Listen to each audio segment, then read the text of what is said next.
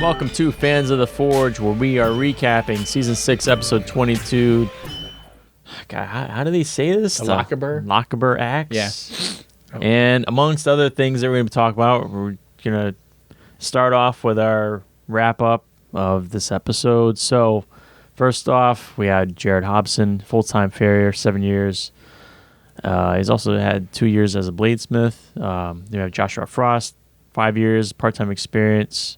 Jesse Delvo, I'm sorry. Part-time smith, 6 years of experience. And Daniel Williams, part-time smith, 6 years of experience. Yep. So, round one, they are tasked with forge welding some steel from barbed wire with the bars from the outside of these cages that were made. And they have to make a blade in their signature style that had to be between 8 and 10 inches long with an integral handle. That's key. Integral handle and knuckle duster with 3 points of contact. Right. Yikes. So that's a lot. Doing integral anything is not easy. Never mind a handle and knuckle duster. Right. And you got to do some sort of sand mine to get the barbed wire incorporated into your billet. So, Jared goes with canister Damascus. Doesn't put any liquid white in there. No white out. Uses a hot cut to separate the handle. It was an interesting method, I thought. For you have to keep you're trying to use the same piece of metal, and that's one way to separate it. So it worked pretty well. And he's first to quench and goes to the grinder to start hogging off material. All right, we're going to talk right now about that term, hogging off material, because never have they said hogging off material in the entire time I remember watching this show. I don't ever remember hearing that term. And then they said it like 5 times in this episode. And it wasn't just one guy. No. It was 3 different guys went to the grinders. I think it's I don't know about it being on a show, but it's a common term. Is it? Yeah. I've never heard that. Oh. Hogging off material. Okay. Yeah, you hog it off. I guess I'm ignorant. I think you're late to the show. Yeah.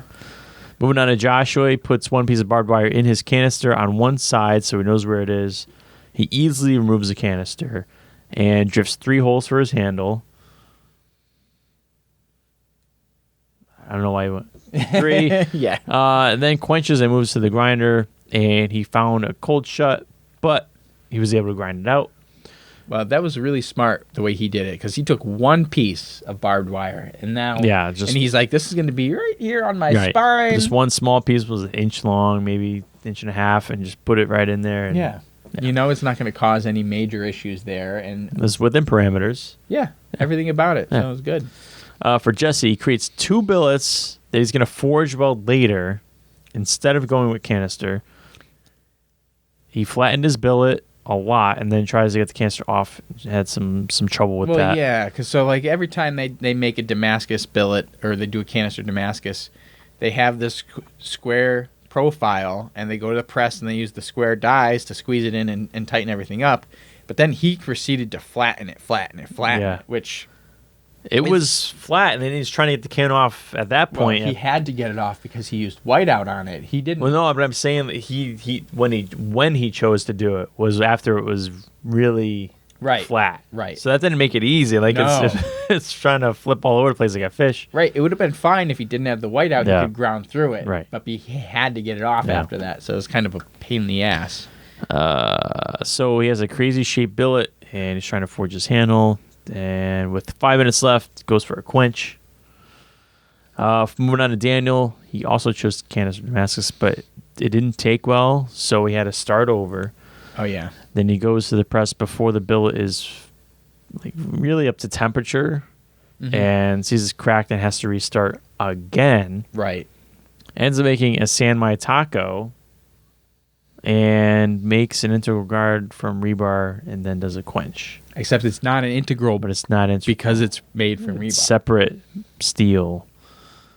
But he with half an hour left, he did a San Mai, came out with a billet, and it actually looked kind of badass. It looked okay. Yeah. And we have to mention the fact that dude was a giant. He was big guy. I think he even mentioned, and everyone calls him the Gentle Giant. Yeah. I was like, that's a cool guy. Yeah.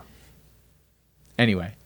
All right, moving on to judging. So, Jared, they say it's solid, but the webbing on the handle kind of digs into the fingers. Mm-hmm. For Josh, the handle's not functional, but it needs a lot of refining To get functional. Yep. For Jesse, it's a good aggressive blade, needs to refine his webbing. And for Daniel, the blade doesn't have an integral knuckle duster, so he has to leave the forge. Yep. Which, that's the rules. That's the way it goes. For round 2, no additional materials are provided because you don't need to put any scales on or anything because it's an integral handle. You're just using that one piece of steel. But they are allowed to weld on more material to their blade at this point. And they're given 2 hours to do that. Jared starts by fixing his knuckle duster, and his big concern is his fit and finish. He's just not as good with the fit and finish. And then he finished early, and the judges gave him a lot of shit for that when he put his knife down with 20 minutes left. And they've made a point to say, it never seems to go well for those guys that quit early and decide that they're done with time to spare. So, I mean, if there's nothing else you can do. That's what I say. If there's nothing else you can do, like it's sharp to the point that you are satisfied with it. He knows that it's going to be tested. So putting like a super thin edge on it, probably not going to do him very good. Right. And the ammo can stab and smash. Right. Having a super thin edge is not going to help him out. So, but it does have to be sharp enough to slice for the cut test. So it might have been. It might have been. Maybe we'll still have yet to find out. Then for Joshua, he cut some holes into his handle with the torch, which I thought was a good idea. Yeah. That probably saved him some time. And then he welded on some material for his handle, then proceeded to break it while trying to hammer it in place and makes another one. And it was interesting. They're allowed to use whatever metal they wanted to, but he chose the rebar, which he then had to grind off the texture of the rebar and get down to just regular steel underneath it. Like they don't have any round stock in the shop. It seems so strange to me, but whatever. And then for Jesse, he continues to work on fixing his handle and then hogs off some more material and finds a delamination between his two billets. So unfortunately, that was like right as time was ending. He's like, nothing you can do at that point. For testing, they had the ammo can, stab, and chop. Jared had a lot of edge deformation and some chipping in his edge. The handle was really long, and there was a pinch point where the middle finger ends up when you're holding the knife. For Josh, he lost some pieces of metal from the chopping, and the puncturing worked a lot better, but it did hurt Jay's hand a little bit because the handle was not great for Jay's hand at least. And then for Jesse, stabbed into the can nice and easy. Had a huge handle, but it held together, and he did a good job. Then for the sharpness test, it was the sandbag, punch, and slice. Which, okay, the punches were not really punches. It was like a shadow boxing. Like he barely touched it. It was kind of cool because it was like kind of quick. It was quick, but you expected to like really punch the thing. I want to see like, and then come back and then he slices it. Yeah. But it didn't move. Yeah, it's true. Those bags didn't move at all. No. Anyway, Jared, he had a very stout edge that was already rolled over after that chop onto the ammo can, and it did not cut. For Josh, he cut, no problem. And for Jesse, he had a big handle, but he had a very sharp edge, and that will also cut. So, Jared gets the boot because he took the most edge damage during the sharpness test, and his blade was no longer sharp for the cut test. Yeah. Now, could he have done anything? I don't know. Because it wasn't that it wasn't sharp enough, right? Because what happened was the metal itself bent and rolled over, and that's how he lost his sharpness during the strength test.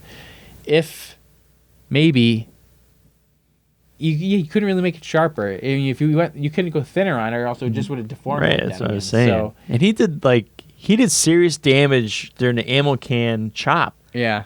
he did a lot more damage than I think the other two guys. For certain, the second for Josh, because I looked at the cans, I was like, wow, Jared, the can is just like there's big, know, it was beat up, so it took a lot of damage, but it did a lot of damage, right? So it's just kind of the way it goes. Yeah, it is. But Jared got the boot, and they moved on to round 3. The Lochaber Axe. The Lochaber Axe. So, it's the weapon of choice for Scottish Highlanders in the 1600s. It's a polearm with a hook at the tip of the shaft to pull warriors from the horses and then smack them with their axe. Oh, yeah. Yeah. And the fucking axe design of this thing. It was like a slab of metal. Yeah, that's all it was. Yeah. The parameters had to be 15 and 18-inch blade. Had to have a 6-foot shaft and a hook on the shaft. So, for Josh, on day 1, he has to forge everything by hand and forges the length and width. Day 2, forges out his hook. He found a crack in the hook, so he had to start over. He's all pissed off. Oh, yeah. Day 4, he has to by hand drill the holes because the axe won't fit on a drill press the proper way, and he broke a drill bit while drilling a hole through the shaft. And he had to leave it there, essentially. I guess. I don't know. Really they didn't show what happened after that. I think he said that. No, he's just going to He said you can't get it out. I'm like, I don't know about that. You can go in. I don't know. But anyway, moving on to Jesse. Day 1, forges out the blade shape, focusing on making it lighter. Mm-hmm. I think he might have been doing his by hand also. I didn't see any power tools there. They showed him hammering it. Yeah. On day 3, he did an edge quench on his blade and cuts an octagon shape for a shaft and attaches it. He drilled through the sockets and hook and secured it all together. And then on day 4, he did some fit and finish work. And then I put a note here. Premonition time. Yeah. Jesse talked a lot about the weight of his blade and says, I hope it doesn't come down to the weight to make the decision. Premonition time. All I'm saying here. During those, they were mentioning the weight during days 1 through 4 for him. So. It's a slab of metal. It's crazy. I mean, it's going to be heavy. So, moving on to testing, kill test, pig carcass. Yes. So, for Josh, it is a pork chopper. It's fun to wield. It's sharp. It will kill. Holy shit! Yeah, I think it was pretty wild. You swing that thing in, it was digging very far in with one swing. It was crazy. For Jesse, Doug does a little spin after the final swing when he cut through the pig because the weight of the axe kept pulling him around. Yeah. But it will kill also. For the strength test, for Dave Barker, he did a shield, hook, and attack. So for Josh, it took a little bit of deformation where the edge hit some of the steel studs on the shield, but everything is still solid. It's a strong axe. Nicely done. For Jesse, the edge took a roll and a chip, but it's still sharp everywhere else. Nicely done. Finally, sharpness test, sugarcane slice. For Josh, the shaft is contoured well to make indexing the blade easier. Yeah, he had the octagon shape of his handle to make it just kind of made it nicer to grab. Did he have the octagon? Did he not? Or did Jesse have the octagon? Scroll up. Oh, shit. Never mind then. All right. It will cut. Yes.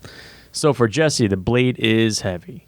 It will cut, but the blade weight crushes some of the cane instead of cuts it. Right. So Jesse gets the boot. Congrats to Josh. The weapon took more damage and was heavier than Josh's. Yeah. So that's why Jesse got the boot. Yeah.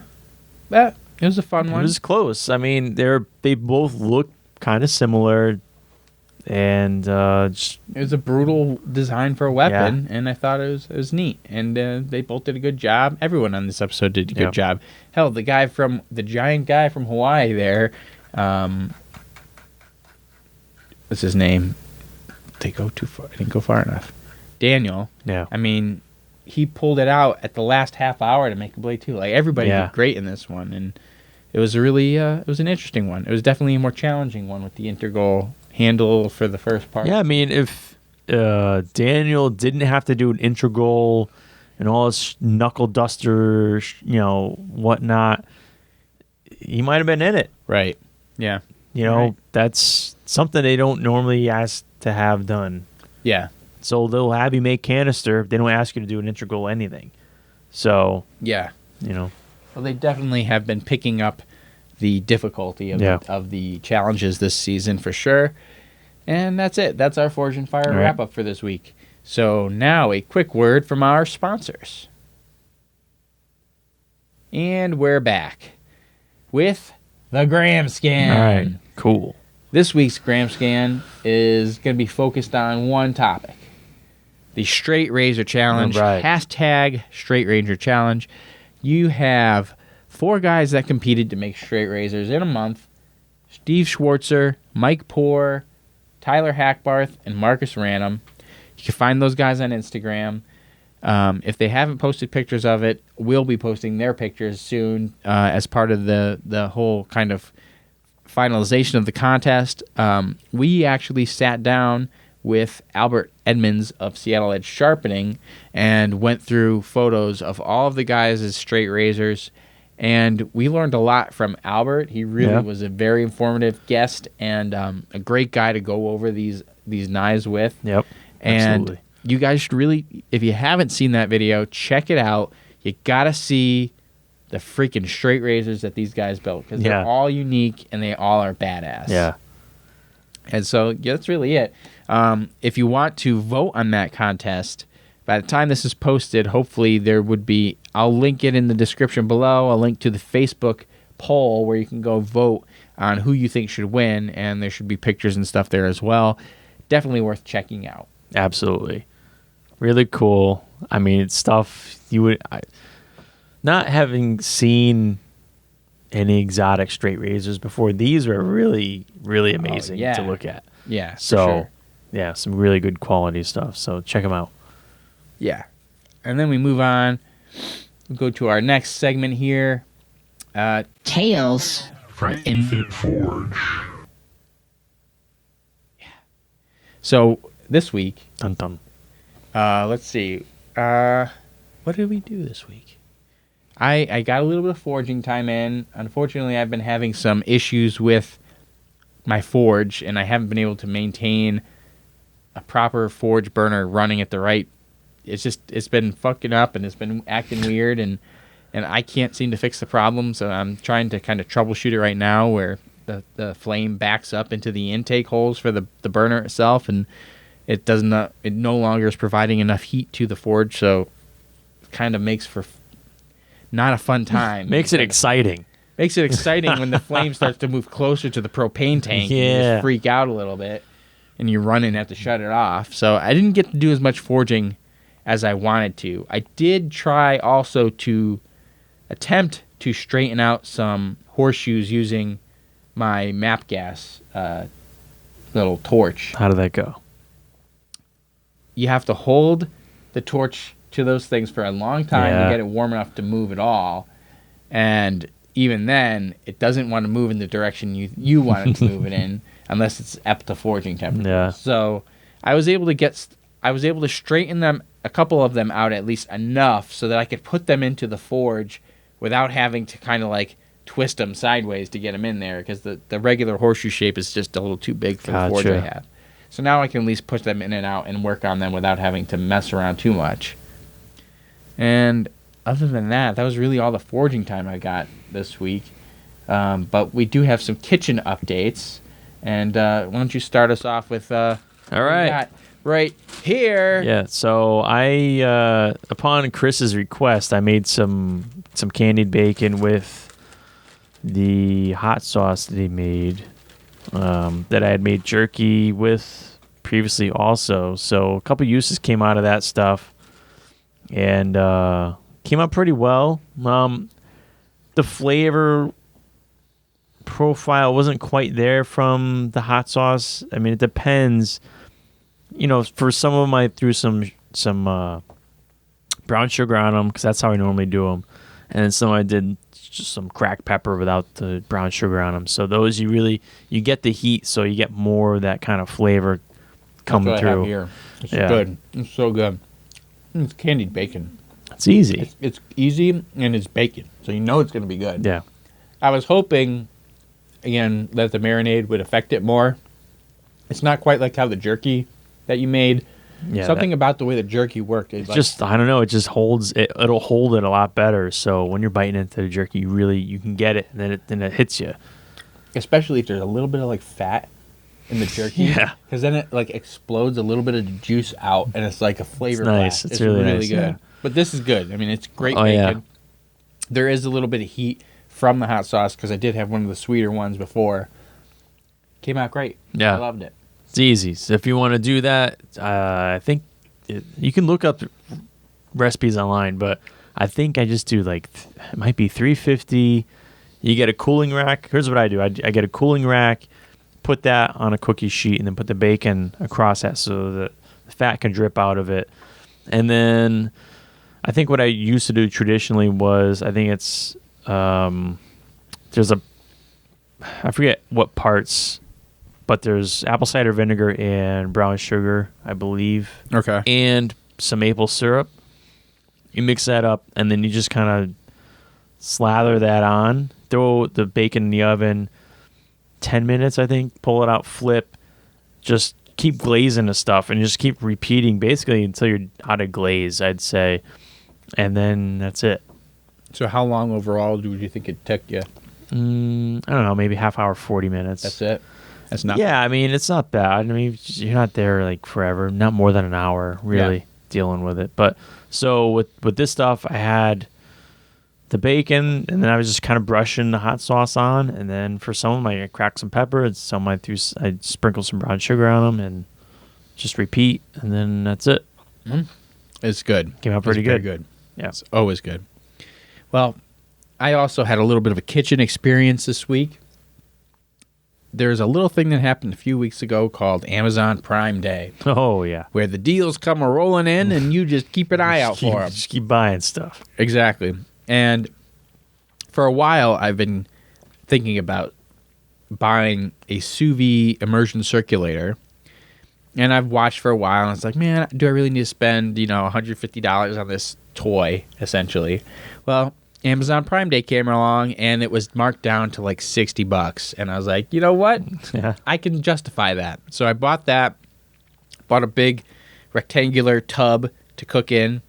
And if you're not familiar with sous vide cooking, it's basically you're putting your meat into a bag and vacuum sealing it, and then hanging it in a water bath.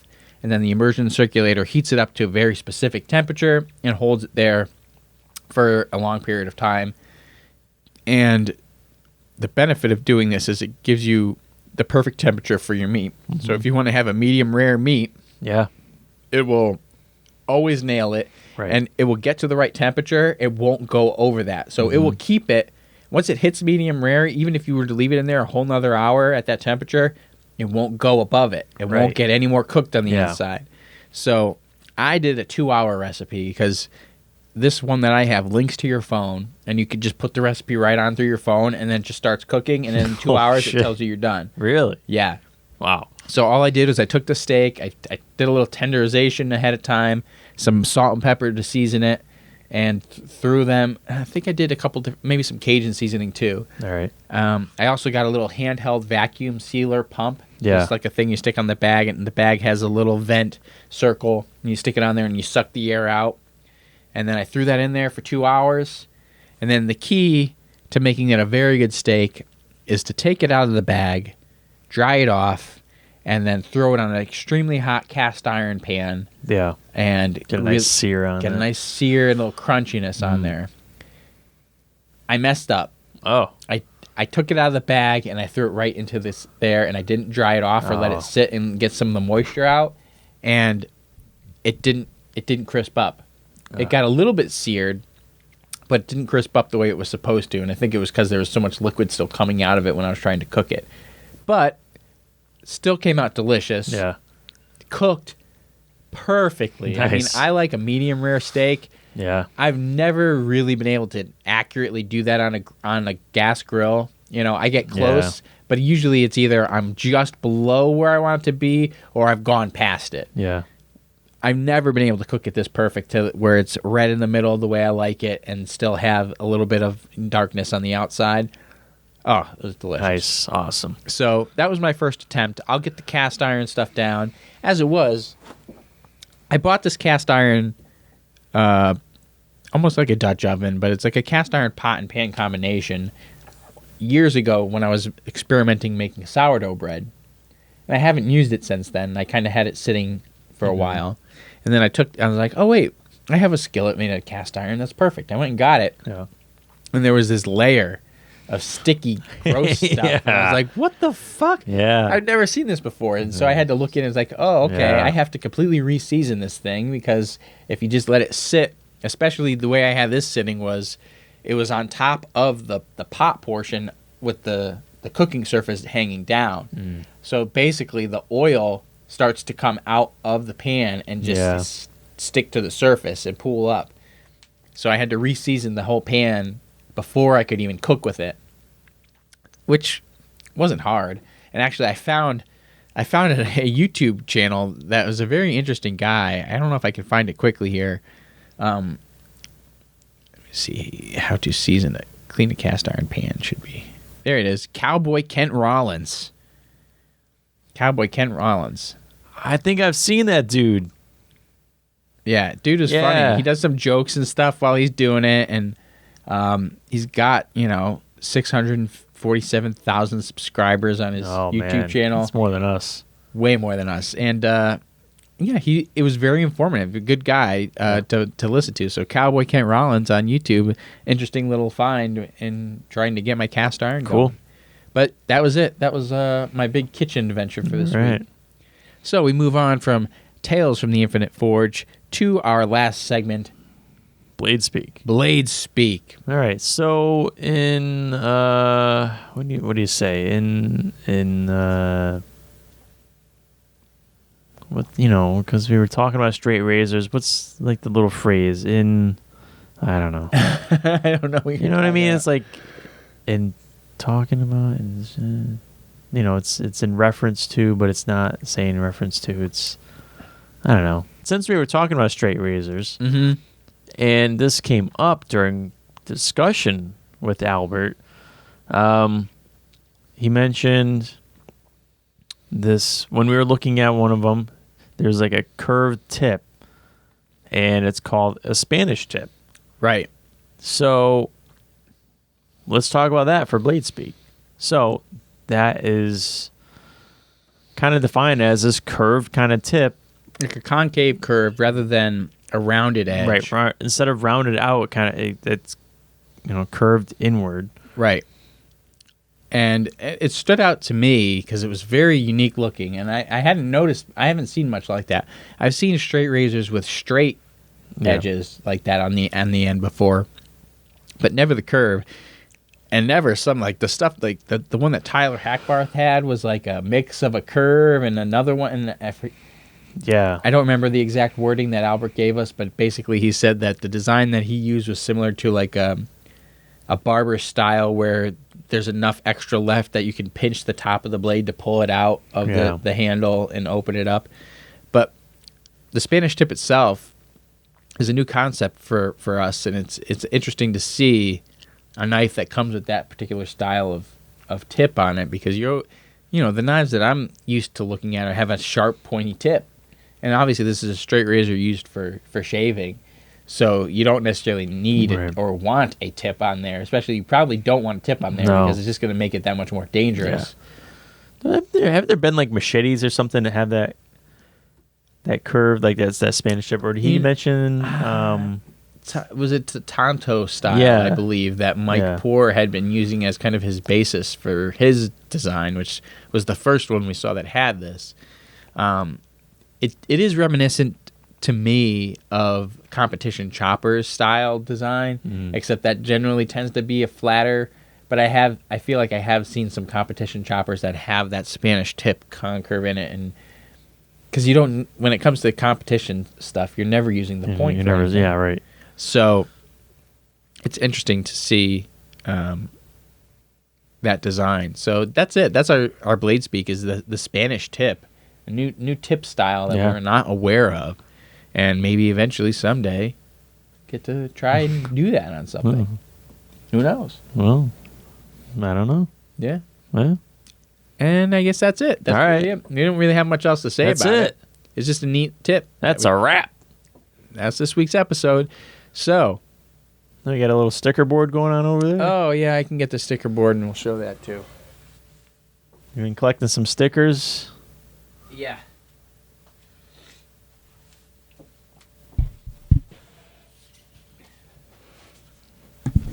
What do we got? So we have a Jason Knight beer maker, not a taker, right here. This is from Blacksmith Depot. It says forged. I broke this one. This one is from Whiskey Turtle Forge. I bought a hammer from him and it came, but the decal is like this. You can see very how it is. thin. It's very thin, and like there's supposed to be more to it, and I ripped it trying to get it off. Oh. Couldn't get it to work properly. Then of course you got a big blue hammer. Yep. Melton Forge Works, gas knives down there, yep. Clean Slate Forge, and then the Angry Pepper. Angry Pepper. Monroe, Connecticut is a hot sauce store that I love. I went there once and I bought a bunch of hot sauce and some peppers and amazing stuff that they have there. Nice. So this is going to be adorning behind us here when we don't need the green. It's going to be going up at some point. Just stick it here right now. Oh, yeah? Oh, look at that. Now we have, Oh, you can't see it. You can't see it in the camera. I'll have to adjust that. Wow, look at all those stickers up there. You can kind of see the bottoms of some of them. Yeah. But anyway, yeah, that's one of the little projects I found myself working on this past summer now that Teresa has been away at camp all this time. Some black canvas. I had the black canvas sitting around for a long time. I had painted it black with no real idea of what I was going to do with it. And then I was like, well, I want to get this thing off of my floor. Okay. And I had stickers, and I didn't know what to do with them. So there you go. There you go. So eventually, I'll fill it up a little bit more and maybe stick it on the wall of my forge, I think, maybe. But for now, it can adorn the wall here. Cool. Yeah. So that's that. So thanks, everybody, for watching. And remember to check out the YouTube and the Facebook and the Instagram accounts. Our YouTube account is actually almost at 1,600 subscribers now. All right. It's nice. It's nice. Thank you for everyone who's subscribed and followed us. And yeah, that's it. That's the show. Thanks, everybody, for watching, and we'll catch you next week. See ya.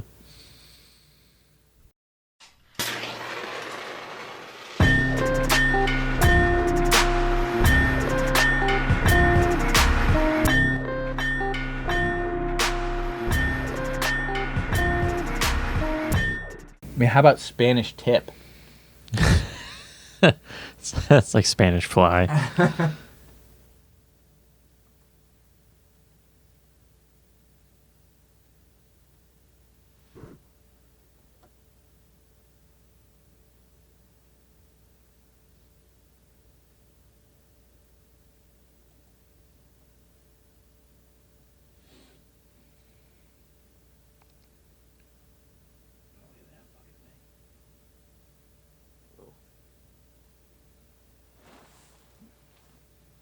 There it is. Oh, dude. That is so sick. That is so sick. You got to post that. Oh, the black and white's even cooler. That came out so good. That's pretty cool. Oh, yeah. Oh, dude. Dude, those are so dope.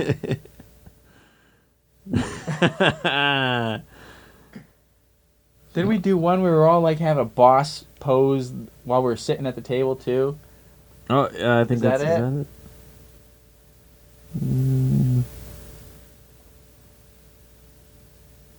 Not quite.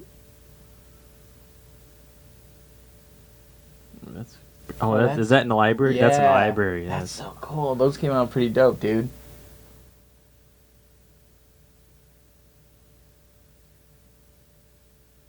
Oh, now that's like... Zoom in on that one. Zoom in on that one. Oh, yeah.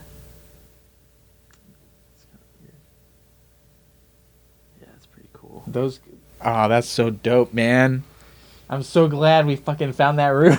Yeah. That was so cool.